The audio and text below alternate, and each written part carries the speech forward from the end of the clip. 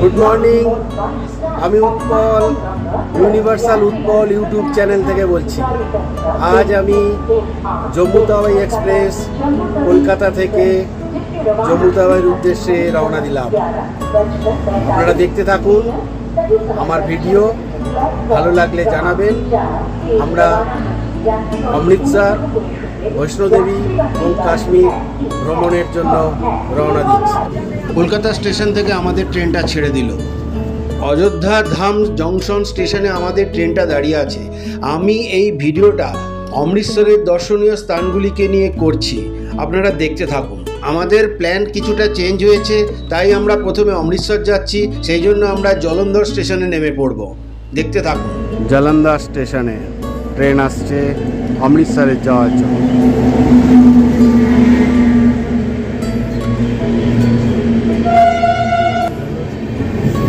আমরা এখন জলন্ধর স্টেশনে। আমরা অমৃতসরের উদ্দেশ্যে এখন সুপারফাস্ট ট্রেন ধরবো, ছত্তিশগড় সুপারফাস্ট ট্রেন ধরবো, অমৃতসর যাবো। পরে আবার দেখা হবে।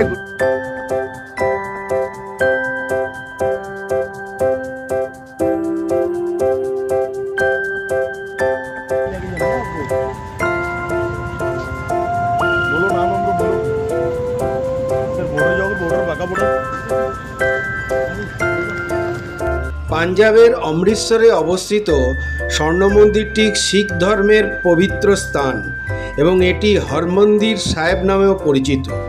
শিখদের চতুর্থ গুরু রামদাস 1577 সালে এই শহরটি প্রতিষ্ঠা করেন এবং এই মন্দিরটি তারই উদ্যোগে নির্মিত হয়েছিল। মন্দিরটি মুঘল এবং আফগান আক্রমণের সময় বেশ কয়েকবার ভেঙে ফেলা হয়েছিল। পরবর্তীতে শিখ রাজারা এটি পুনরায় নির্মাণ করেন। মহারাজা রঞ্জিত সিংয়ের শাসনকালে মন্দিরটির বাইরের অংশ 24 ক্যারেট সোনা দিয়ে মোড়ানো হয়, যার ফলে এটি স্বর্ণ মন্দির নামে পরিচিতি লাভ করে। এই কমপ্লেক্সটি পবিত্র স্থান এবং পুকুরের চারপাশে ভবনের একটি সংগ্রহ। এর মধ্যে একটি হলো অকাল তখ্ত, যা শিখ ধর্মের ধর্মীয় কর্তৃত্বের প্রধান কেন্দ্র। অতিরিক্ত ভবনগুলির মধ্যে রয়েছে একটি ঘড়ি টাওয়ার, গুরুদ্বার কমিটির অফিস, একটি জাদুঘর এবং একটি লঙ্গর।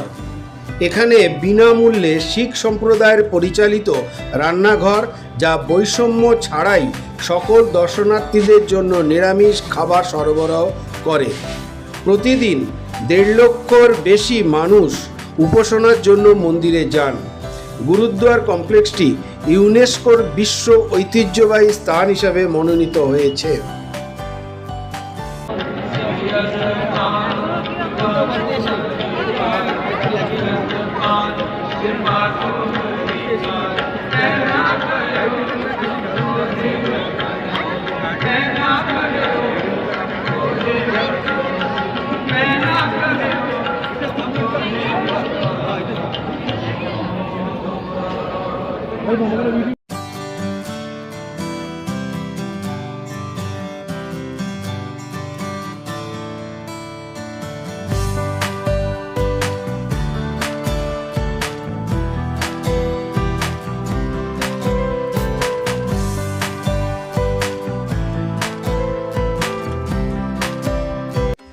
অমৃতসরে অবস্থিত দুর্গিয়ানা মন্দির।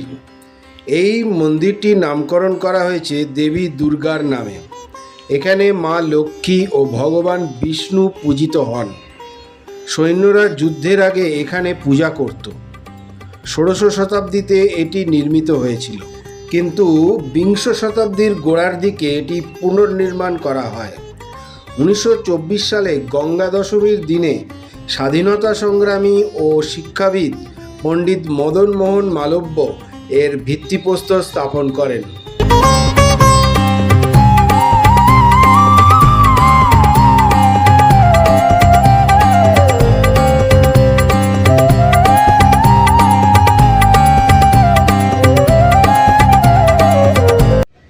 ভারতীয় উপমহাদেশের ইতিহাসে জালিয়ানওয়ালাবাগ অন্যতম কুখ্যাত গণহত্যা।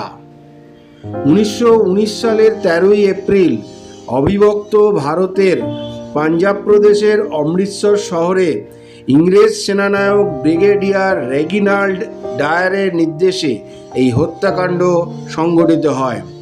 এই শহরের জালিয়ানওয়ালাবাগ নামক একটি বদ্ধ উদ্যানে সমবেত নিরস্ত্র জনগণের উপর গুলিবর্ষণ করা হয়েছিল। এই ঘটনাটি রাওলাট আইনের বিরুদ্ধে প্রতিবাদের সময় ঘটেছিল। এই হত্যাকাণ্ডের প্রতিবাদে রবীন্দ্রনাথ ঠাকুর ইংরেজ সরকারের দেওয়া নাইটহুড উপাধি ত্যাগ করেন। ভারতের স্বাধীনতা আন্দোলনের একটি গুরুত্বপূর্ণ মোড়কে চিহ্নিত করে। এই সেই দেওয়াল, 36টা বুলেটের চিহ্ন এখানে চিহ্নিত করা হয়েছে।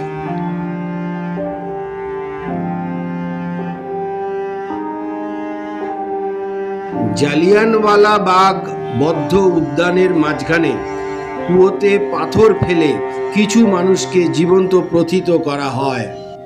লাইট অ্যান্ড সাউন্ডের মাধ্যমে এই হত্যাকাণ্ডের বর্ণনা করা হয়েছে, আপনারা দেখতে থাকুন। Unfortunate was the attack on Miss Shepherd in Pucha Corridor, and this unconscious lady was attended to by an Indian. The scared British withdrew their families to Gokindkar Fort. The violence subsided within a few hours, and an uneasy calm prevailed. The next day, at Jallianwala Bagh at 4:30 p.m. अकारण नहीं सी युद्ध ਦੇ ਪੂਰੇ ਪ੍ਰਭਾਵ ਤੋਂ ਇਲਾਵਾ ਲਾਹੌਰ ਦੇ ਮੁਕੱਦਮੇ ਦੀਆਂ ਬੁਰੀਆਂ ਯਾਦਾਂ ਹਰ ਰਾਤ ਤਾਜ਼ਾ। আটারি ওয়াঘা সীমান্তের ইতিহাস 1947 সালে ব্রিটিশ ভারত বিভাজন থেকে শুরু হয়, যখন র্যাডক্লিফ লাইন বরাবর এই সীমান্তটি প্রতিষ্ঠিত হয়। এটি গ্র্যান্টন রোডের উপর অবস্থিত এবং ভারত ও পাকিস্তানের মধ্যে শরণার্থী এবং বাণিজ্য আদান প্রদানের একটি গুরুত্বপূর্ণ কেন্দ্র হয়ে ওঠে। 1959 সাল থেকে ভারত ও পাকিস্তানের মধ্যে একটি জমকালো ড্রিল অনুষ্ঠান নিয়মিত অনুষ্ঠিত হয়, যা দুই দেশের মধ্যেকার সম্পর্ক এবং জাতীয়তাবাদকে তুলে ধরে। उसे भी यारा करना है हमको, यही नहीं रखना कोई चारा।